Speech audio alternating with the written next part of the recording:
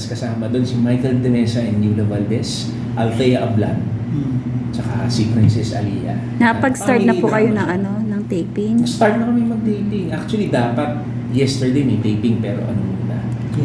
Family drama po ba siya? Family drama siya. GMA 7 panghapon. Anong title niya? Forever Young. Bakit yun po title, Forever Young? Dapat, ano yan. Alam naman tayo, matagal na tayo magkakakilala. Sino pong Di ba? part niyo? Mga bata pa ako, Oo nga. believe in me. Papasalamat ako sa inyo.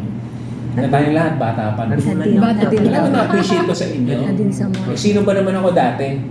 Pero sinusulat niyo ako. Pinupunta ka namin sa Bulacan. Oo mo. Kay Joey pa lang. Yes. Totoo yun.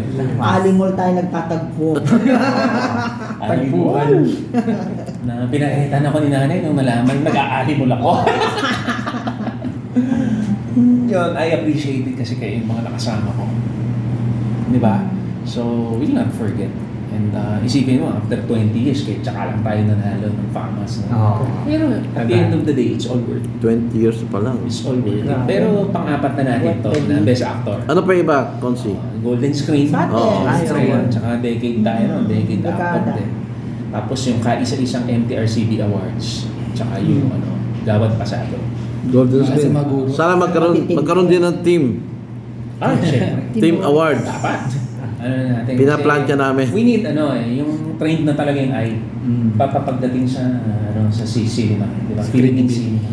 Kayo yung nanonood talaga ever since. Di ba?